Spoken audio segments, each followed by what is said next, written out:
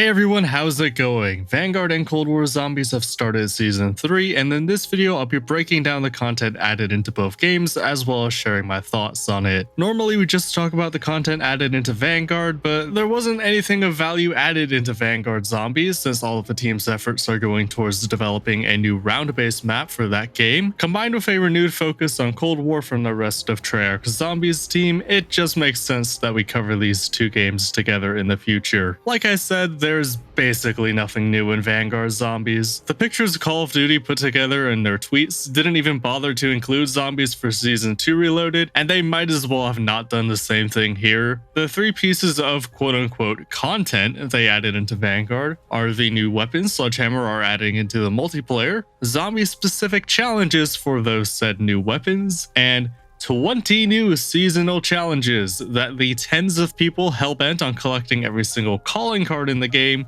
will no doubt enjoy. As you can see, there's nothing to talk about with this update. I didn't even bother to load into the game and get gameplay of it. If it were just a video on Vanguard Zombies, it would be less than a minute long, but since we're including Cold War, there's actually an update worth talking about, and it's become pretty controversial. Treyarch shared some of this update with us a week ago, and the part of that update that caught everyone's eye was an upgrade for everyone who had completed the 6 main Easter eggs within Cold War, which to everyone who read it sounded a lot like a super Easter egg a la the RK5 upgrade in Black Ops 3 or Director's Cut in Infinite Warfare. And if you were expecting anything on that scale, then you're unfortunately going to be disappointed. For starters, I have to complain about how this upgrade is even unlocked. It wouldn't be enough to just do all 6 main Easter eggs in Cold War for this update. To gain access to this upgrade, you need to load into the Outbreak map Zoo.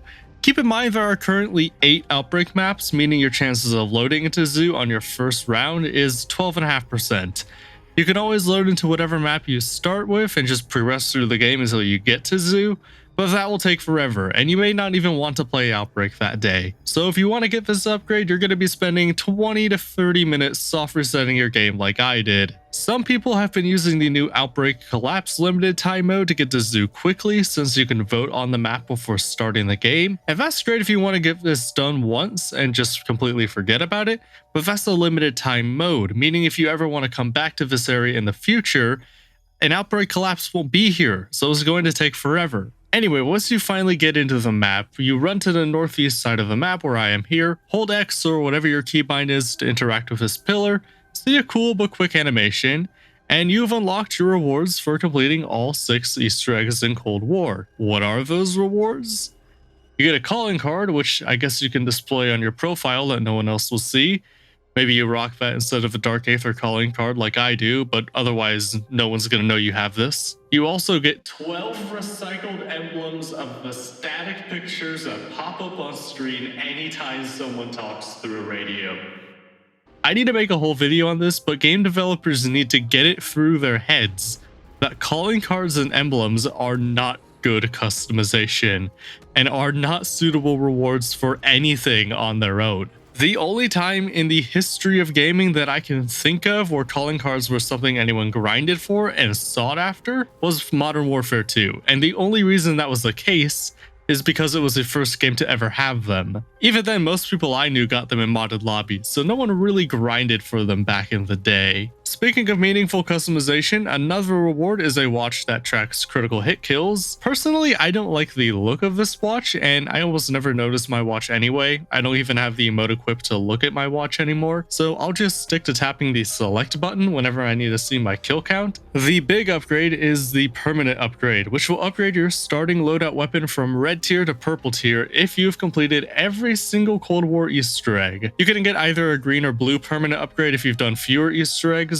On paper, this is pretty cool, but it actually has some serious downsides that make me kind of want to go back and turn it off in my game, which we'll talk about later. If you spawn in with a purple weapon on round 1, you're going to be extremely overpowered for the first 10 rounds of your game at least, which is a huge balance issue. If you were like me and hated how you could spawn in with Ray Fires, all your elixirs, and a specialist weapon in Black Ops 4, then you're probably going to want to skip out on this reward. Yeah, it helps save you a ton of salvage, but at the cost of balance. The game is just too easy in those early rounds with this upgrade. I guess you could use a Rampage Inducer to tip the scales back a little bit, but that's a different kind of difficulty in my opinion, and it wouldn't work in co-op games where not everyone has this upgrade. Thankfully, you can deactivate this upgrade by doing the exact same thing you did to upgrade it. Load into an Outbreak match on Zoo, find the pillar and hold X, and you won't have the upgrade anymore. The problem is that it's going to take you another 20 minutes to do that. So now that Treyarch has given everyone the fun of a small Easter egg hunt, they need to update the game again and put this as an option in the menus and save us all hours of our time.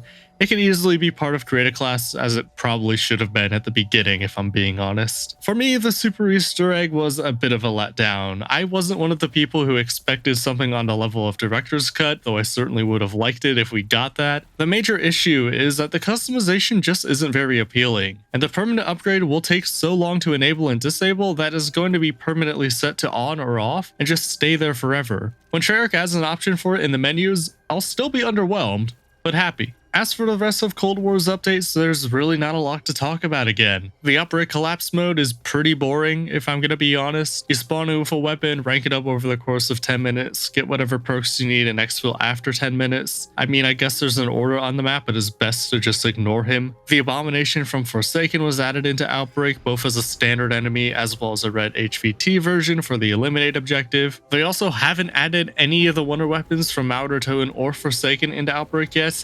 That could have been a lot of fun for a lot of people. I guess we'll have to keep hoping for that. There was a glitch with Tier 4 Tombstone that was fixed apparently, and the weapons from Season 6 of Cold War were added into the mystery box.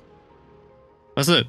That's everything they added. Between Cold War and Vanguard, there just isn't enough content to get you through Season 3 Reloaded, never mind Season 4. I won't slam Cold War for not having a ton of new content since it's not the game that should be in the spotlight right now. Vanguard is the game that should have all the attention on it, but because of the experiment with Durangfang and Terra Maldicta failing, they have to switch gears mid-game. While I like their admitting to their mistakes and attempting to fix it, it's happening at the cost of short-term content. It's the right move in the long run, but for right now, we're gonna have to find something else to do for the next 2 months or so. But those are just my thoughts. Of course, let me know what you think in the comments below. Thanks for watching. Like the video if you made it this far. Subscribe to the channel if you want to see more, and I'll see you in the next video. Take care.